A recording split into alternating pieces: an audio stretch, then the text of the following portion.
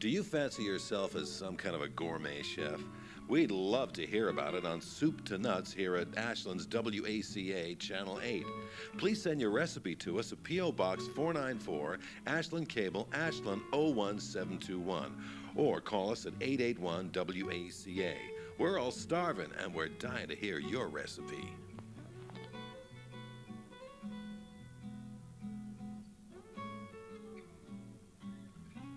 Hi, and welcome to another edition of Soup to Nuts. My name is Jason Windsor, and today we're going to be cooking for you a dish called chicken romano. First thing you do is you're going to do some pasta. You can do rice or pasta if you want, but today I'm going to do it in like a family style way, so I'm going to cook it with pasta so it's easier. Just get a pot of boiling water, and then you saute pan pretty warm. You want to take some butter at first, let that melt down.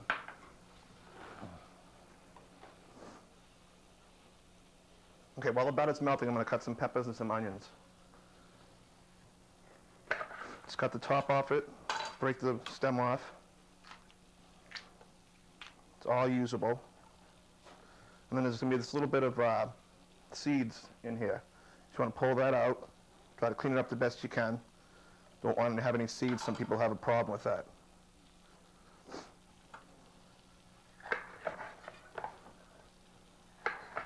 Got a little sticker here.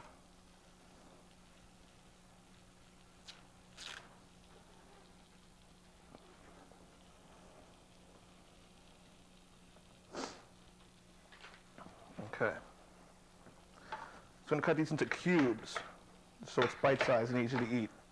The style of pasta we're using today is bow tie, so that's small as well.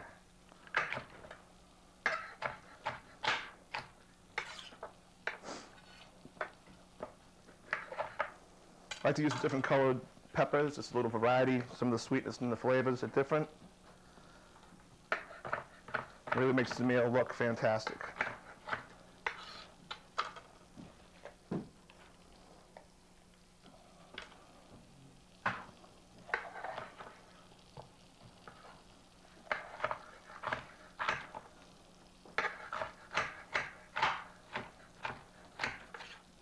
There we go. Butter's almost melted. And right now I'm going to start my pasta. Get that going.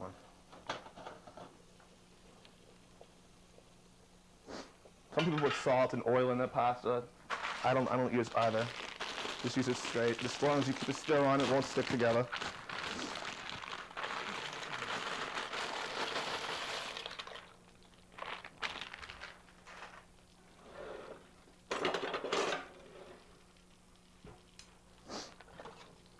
That usually takes between maybe 5 to 10 minutes, depending on your range top. Okay, it's going to turn this up a little bit more here. The butter's almost melted. Now, there's two ways you can do this. You could either flour the chicken and then cook it, and the flour will also add as a thickening agent, or you can just, today we have a nice Teflon pan, so we can just put it in there. It won't have any problem sticking. If you want some brownness on your chicken, you definitely need to put some flour on it. The way it'll make it crispy for you. I'm just going to add the chicken.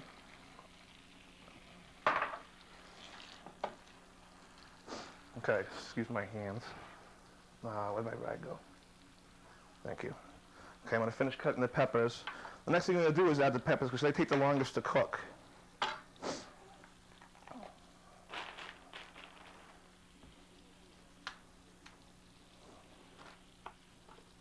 This dish, this gentleman showed me this dish out of Milford when I first started cooking. And it's been one of my favorite dishes. It's very easy. If you need something to quick and make on the fly, you can bust it out in no time.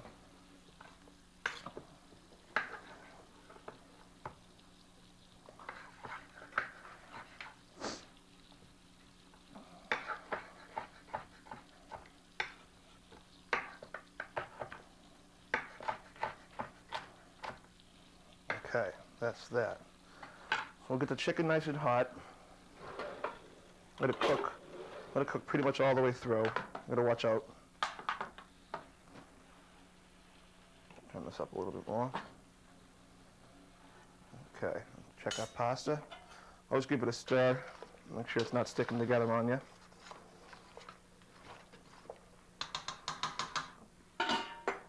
Okay. Now, go to cut the onion. I saw this on TV actually, the way this was done.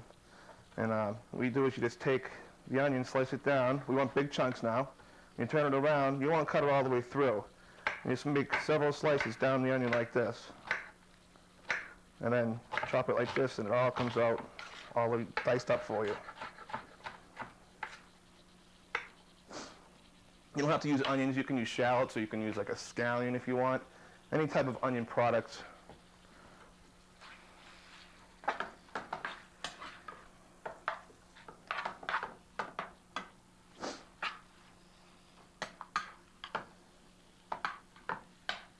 Okay.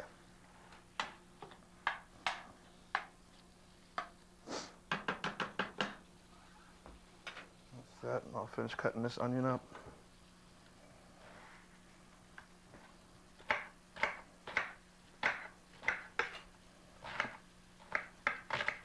That one kind of folded on me. There we go. Doesn't have to be perfect cuts either. If it's only for your family, don't worry about it. And then after the chicken goes in, after the chicken's done, we're going to add the peppers, let them cook off for a little while, and then add some white wine and garlic after that. And what that'll do is we'll kind of poach the peppers in the chicken juices and the white wine with the garlic. It'll kind of release a lot of the juices out, and it gives it a really excellent flavor. Actually, we could actually even add the garlic in now, just to get a little roasting done. As much garlic as you want. It's one thing great about cooking is you can do anything. Just bring it to your own flavor.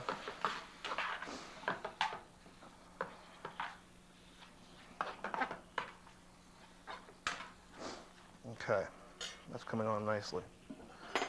Another stir in the pasta. This should be getting there. Bow ties can be funny. They'll get real soft on the outside and still kind of crunchy in the middle. So you got to really make sure you taste them well. Still got a few more minutes on that.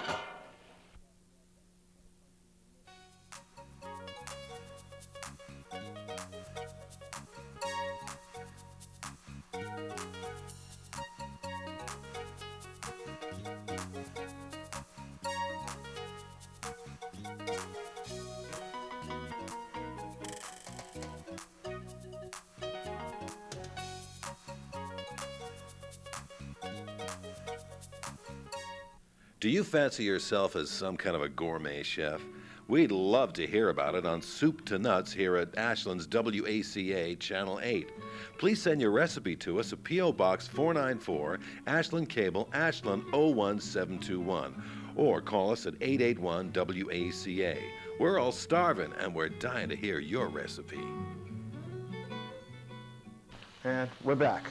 Now I have the chicken already finished up here, and our pasta's done as well. Before I drain the pasta, I'm going to add the peppers. So those take a little while to cook as well.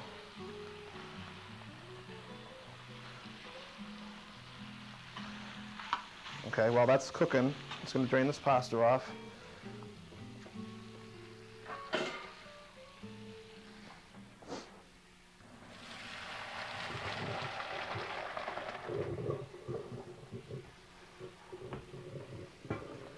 Okay, that's good. If you know anybody who wants to be a guest chef on this show, all you do is call the Ashland Cable Station at 881 WACA, and they'll set up a show just like this one. Okay, so now what I'm going to do, try to get this steeping a little bit, I'm going to add some white wine. Let it poach. Always leave enough in there for you, too. Okay. Let this come to a little poaching boil. That'll release all the juices from the pepper into the chicken and the sauce there. And then we're going to add some ham after that. And the Romano cheese, which actually gives it the actual name of the dish. And peppers, and then we're going to thicken it with some cornstarch. Now you could thicken it with flour and butter if you wanted to. You could make a roux. But I kind of like the cornstarch in this application because it gives it a little sheen and some sort of a shine that really makes the dish look really nice. So you can always do that. For those of you out there who don't recognize me, I work down at Burnham's, as you can kind of tell here. Beautiful little restaurant. You should come down and check it out sometime. See, maybe if I cover this a little bit, it'll pick up. And then over here I have a little bit of chicken stock, which there's a bunch of different types. There's a paste, there's a powder, which is mostly used for professional cooking. Or if you go to your local supermarket, they have like a bouillon cube or a package that's grated bouillon. If you use a cube or that package, make sure you get some hot water and dissolve it first and taste it, because you don't want to ever make your dish too salty. Okay? This is starting to poach. Always be careful of those hot burners. Okay, it's coming along nicely. What I'm going to do now is I have another minute. In this bowl here I have some cornstarch, and you just add some cold water to that and you make what's called a slurry.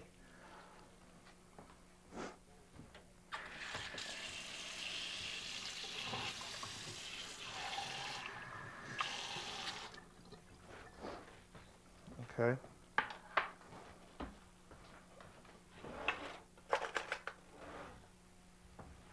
You just stir this up. And if you're going to let it sit for a while, make sure you stir it again, because it'll separate and go to the bottom of the little bowl you have it in, and it won't be any good. It's going to make sure you stir it up really good. We'll just set that aside for a little while. Okay, well, this is coming up pretty good. I like my peppers a little al dente, a little crunchiness to them.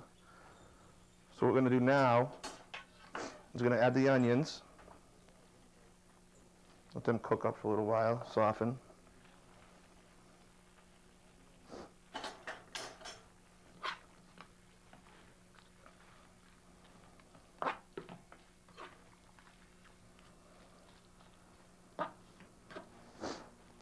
I've had this dish with pasta or rice. I like it both ways. If you're feeding a large family, you probably would want to go for more something like a pasta. And if you're doing family style, you want to keep it like a small pasta, like a ziti or a wagon wheel, or the bow ties like we're using here today. If you get into something like linguine or spaghetti, it's kind of hard to take off that one dish. It kind of makes it a little messy for everyone.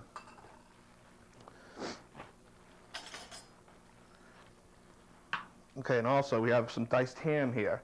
You just go up to your delicatessen and ask him for like maybe one slice of a half-inch thick ham, and he'll do that for you, and you just chop into cubes. Again, it's all bite-sized. You can add that in there.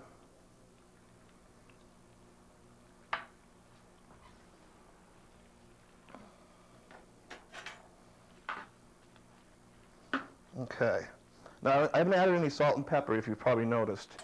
It's 'cause I have a chicken stock here, which is pretty salty, and then I will add some pepper later on in the show, right at the end there.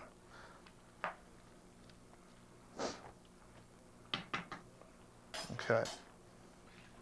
Check our oven, make sure that's getting hot. No, it's not.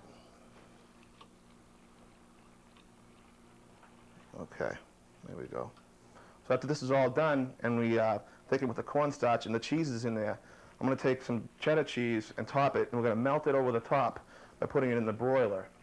But you got to be careful, like with a pan like this, it's a plastic handle, so you can't leave it in there too long. You got to leave the door kind of open, so you won't have any problems with that. Now this time you can add the mushrooms. Mushrooms don't take long at all. They come right down.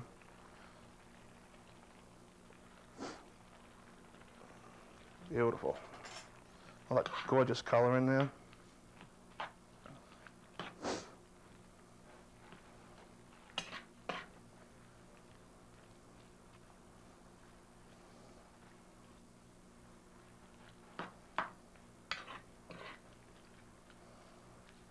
All right, it's coming along nicely. I'm going to cover it, try to get it down a little bit more fast. And that's basically the meal right there before you put the pasta out.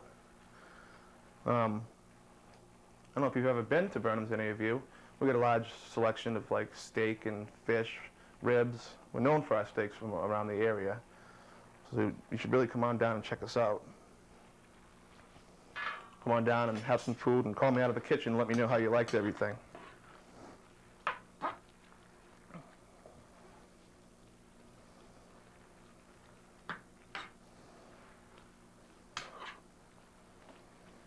Okay. Now basically the wine is reduced kind of down. You can kind of see it's starting to get a little low, and the peppers are starting to release their juices. So now we're going to take the chicken stock, pour that in there. We'll try to get a little higher poaching process on it.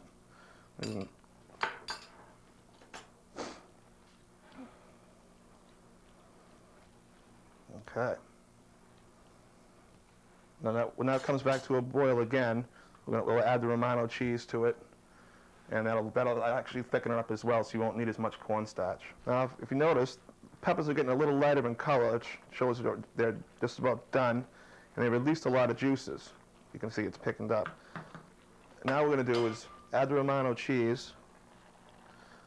Like I said before, this will thicken it as well a little bit. Smell that flavor. You can use Parmesan cheese. You can use any grated cheese you want. This is the name of his chicken Romano. You can substitute ham for pepperoni if you want.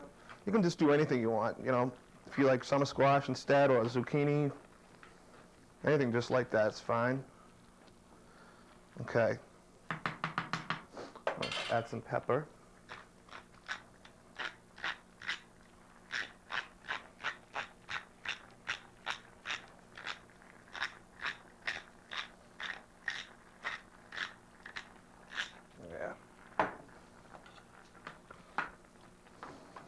Only I find out when you use pepperoni and you use some kind of like a cheddar cheese, which we're using today, it kind of gives it a little greasy substance to some of the juice. So you want to be careful and watch out for that. Maybe put the pepperoni in the last 2 or 3 minutes. Don't let it cook so long so it doesn't release all those juices. Okay, so what we're going to do now is bring this back to a boil. We'll thicken it with our cornstarch. We'll top it with the cheese, put it on the plate and serve it.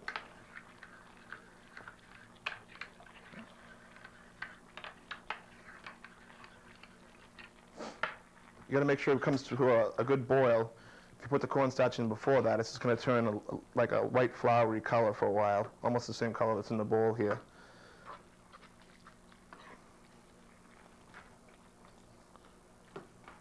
Okay. That's that.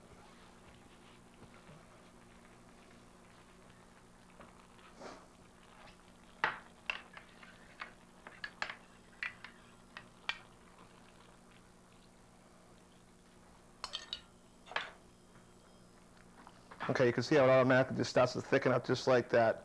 Kind of work it around so it doesn't get into a little doughy ball on you. It's going to be real nice.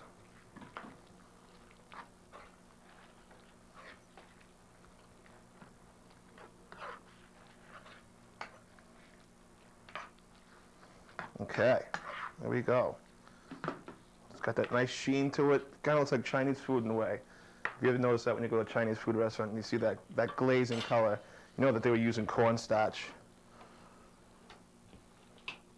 Okay, now what we do is just top it with some cheese here. Just like this.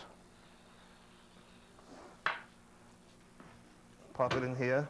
You want to make sure to keep an eye on that because that plastic handle won't burn. Okay. Come over here. Grab this plate.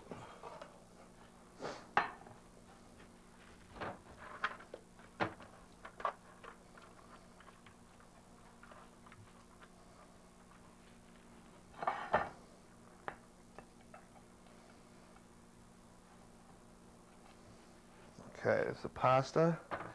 Pieces coming along nicely.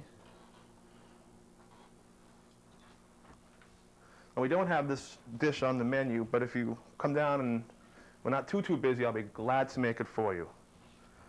Not a problem. Okay, cheese is burnt. Not burnt, but melted just enough. If I can fit this all on the plate, we'll be doing good.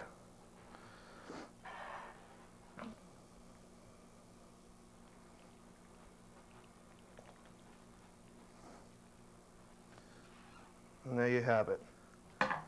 Chicken Romano.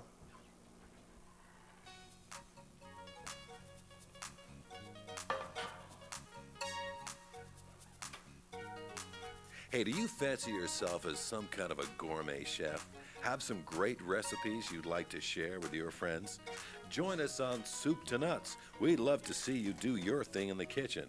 Please get in touch with us here at WACA Ashland's Channel 8 at P.O. Box 494, Ashland Cable, Ashland 01721, or call 881-WACA.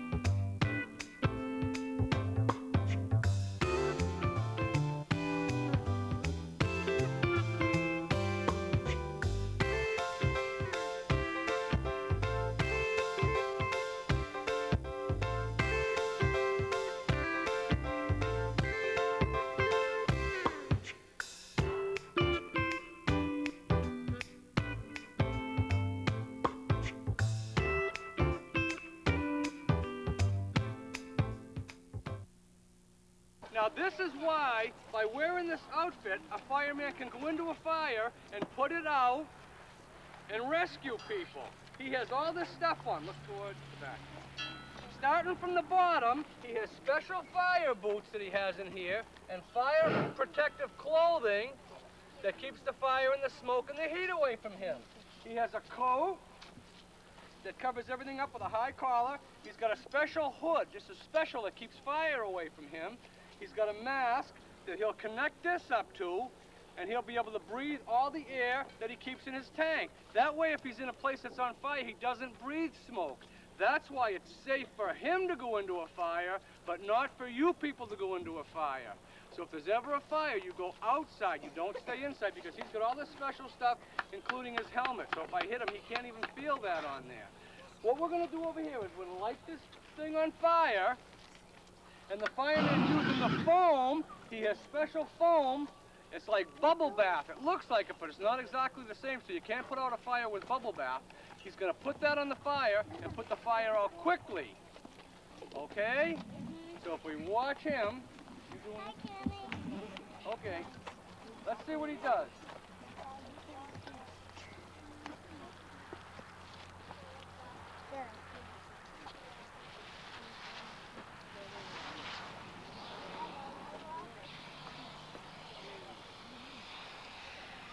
You know, even though the smoke's blowing toward him, he's not getting it in his face. He goes back and forth.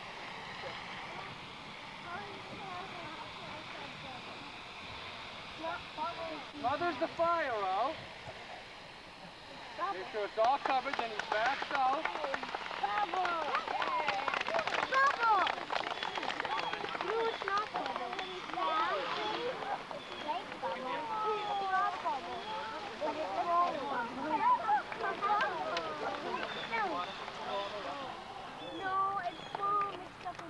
Okay, boys and girls? Now, the next thing we're going to do is we're going to go over here and see the aerial tower truck. What that does is a couple of different things. If somebody was stuck up above the ground, maybe on the second floor or the third floor of a building, they could put that up in the air and they could get those people out of the building that might be on fire. Or they could put that on top of the building and maybe cut a hole in the roof, because as we're going to see as we go further down, heat and smoke go up. As we saw that was fire, the smoke was going up and away. Well, if there's a fire inside a building, it also goes up. In order for the firemen to go in there safely and quickly put the fire out, sometimes we have to either break the windows high above it or cut a hole in the roof to let all the smoke and the gases and the heat out. Then the firemen go in the front door and put the fire out. Or another reason why they might need that big high fire truck is to put water on a fire that's way up in the air, way high in the air. So we're going to watch that bucket, and the teacher, what's the teacher's name? Mrs. Stamos is going to get in there in the fire truck at the end of the ladder with the fireman and go way high in the sky. Okay, so let's watch that.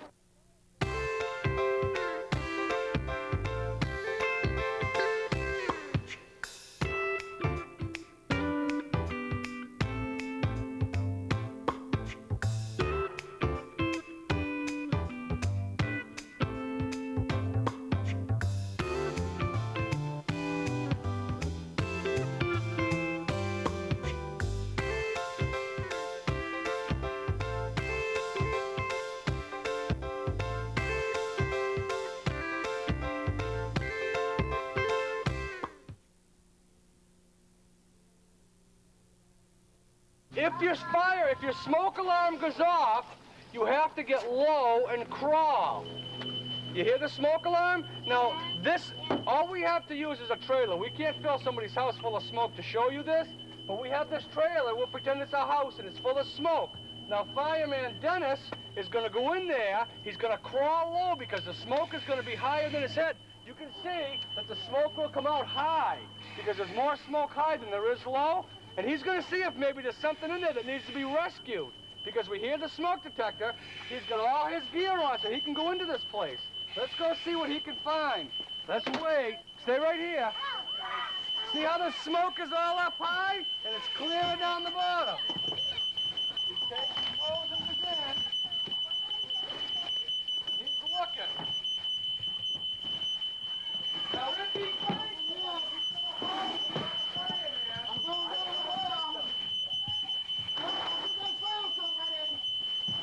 they found somebody! I got somebody! Here we come! They're going to rescue!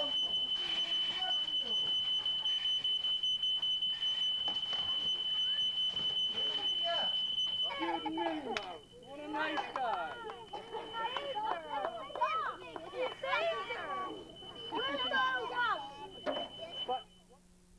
Now, sometimes, by accident, cars do catch on fire.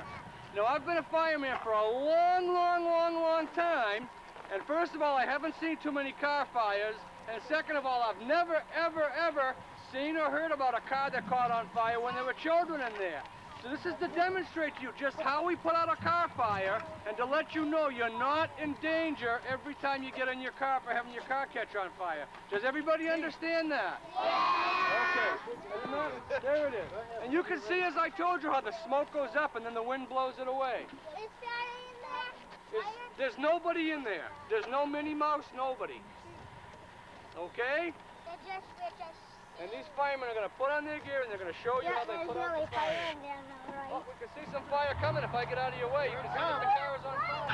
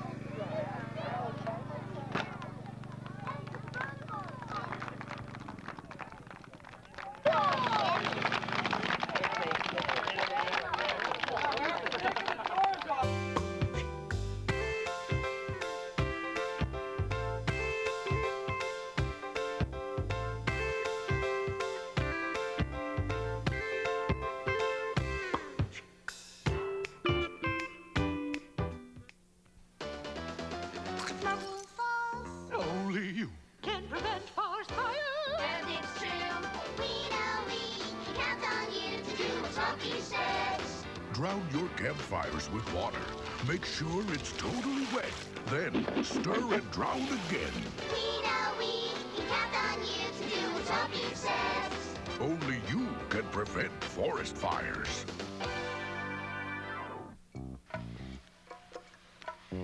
Sally wants to be a surgeon when she grows up. Maybe someday she'll operate on you. Now, would you like this free booklet of simple ways you can help improve her education? Call 1-800-96-PROMISE.